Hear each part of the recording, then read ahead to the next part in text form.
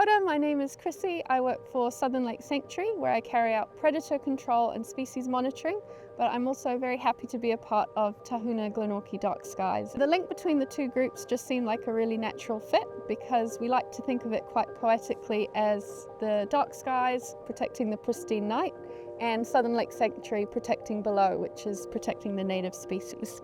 So Tāhuna Glenorchy Dark Skies is a really special project that initially started to become a dark sky sanctuary to protect the pristine night sky, but also the beautiful nocturnal species that we have here. And now that we've achieved this, we're now working towards becoming a dark sky community.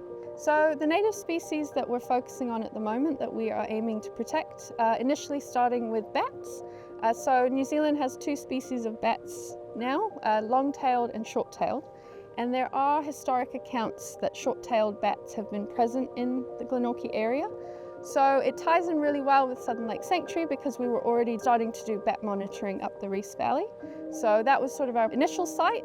And then we were very grateful to receive the Love Queenstown impact grant because it allows us to focus more on research into bat populations in both the Glenorchy Township, but also up the Reese Valley.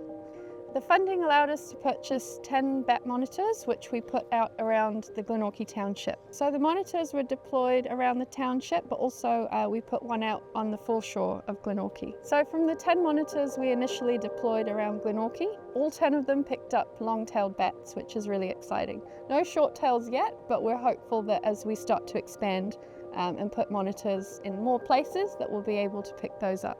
Looking to the future, we'd aspire to apply for more funding so that we can get more resources to look further into bat populations, if there's any planting that can support moth populations, which will have a direct benefit on the bats that are present, but also things like getting more resources for raising awareness for the community, running more stargazing tours, talking about light pollution and how people can fix that too. Just lots of different ways to raise awareness.